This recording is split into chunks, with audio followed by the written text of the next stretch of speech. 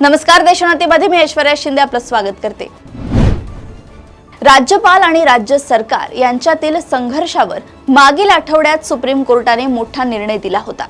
राज्यपाल विधेयकांना अनिश्चित कालावधीसाठी रोखू शकत नाही असं सुप्रीम कोर्टाने म्हटलं होतं। सुप्रीम कोर्टाच्या या आदेशावर राष्ट्रपती द्रौपदी मुर्मू यांनी सुप्रीम कोर्टाला 14 प्रश्न उपस्थित केले आहेत। हे प्रश्न राज्यपाल आणि राष्ट्रपती यांच्या अधिकारांबाबत आहेत। सुप्रीम कोर्टाने तामिळनाडूत सुरू असलेल्या राज्यपाल विरुद्ध राज्य सरकारच्या या खटल्यात सुनावणी घेतली होती।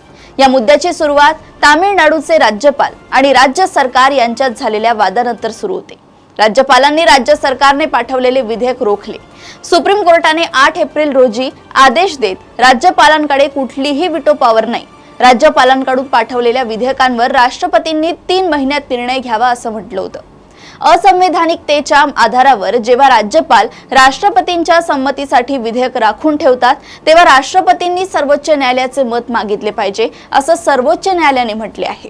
तामिळनाडूच्या राज्यपाल खटल्यातील निर्णयातून हा एक महत्त्वाचा निष्कर्ष पुढे आलाय। संविधानाच्या कलम 143 नुसार राष्ट्रपतींना सर्वोच्च न्यायालयाकडून सल्ला मागण्याचा अधिकार आहे। आता राष्ट्रपती द्रौपदी मुर्मू यांनी सुप्रीम कोर्टाला 14 प्रश्न उपस्थित केले, पण ते प्रश्न नेमके कोणते त्यावर एक नजर टाकूया। पहिला प्रश्न, कलम 200 अंतर्गत विधेयक मांडले जाते तेव्हा राज्यपालांकडे कोणते संवैधानिक पर्याय उपलब्ध असतात? प्रश्न 2, या पर्यायांचा वापर करताना राज्यपाल मंत्रिमंडळाच्या सल्ल्याने बांधील आहेत का? प्रश्न 3, कलम 200 अंतर्गत राज्यपालांनी केलेल्या विवेक बुद्धीचा वापर न्यायालयीन पुनरावलोकनाच्या अधीन आहे का? प्रश्न 4, कलम 361 कलम 200 अंतर्गत राज्यपालांच्या कृतींच्या न्यायालयीन तपासणीवर पूर्णपणे निर्बंध घालते का? प्रश्न 5, संवैधानिक वेळेची मर्यादा नसतानाही कलम 200 अंतर्गत त्यांचे अधिकार वापरताना न्यायालये राज्यपालांसाठी वेळेची मर्यादा घालू शकतात आणि प्रक्रिया लिहून देऊ शकतात का? प्रश्न 6, कलम 201 अंतर्गत राष्ट्रपतींचा विवेक न्यायालयीन पुनरावलोकनाच्या अधीन आहे का? प्रश्न 7, कलम 201 अंतर्गत राष्ट्रपतींच्या विवेकाधिकाराचा वापर करण्यासाठी न्यायालय वेळ मर्यादा आणि प्रक्रियात्मक आवश्यकता लिहून देऊ शकतात का? प्रश्न 8, राज्यपालांनी राखीव ठेवलेल्या विधेयकांवर निर्णय घेताना राष्ट्रपतींनी कलम 143 अंतर्गत सर्वोच्च न्यायालयाचा अभिप्राय द्यावा का?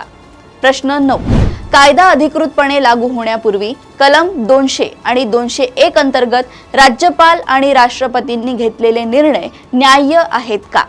प्रश्न 10, कलम 142 द्वारे राष्ट्रपती किंवा राज्यपालांनी वापरलेल्या संवैधानिक अधिकारांमध्ये न्यायपालिका सुधारणा करू शकते किंवा ते रद्द करू शकते का? प्रश्न 11, कलम 200 अंतर्गत राज्यपालांच्या मान्यतेशिवाय कोणताही राज्य कायदा लागू होऊ शकतो का?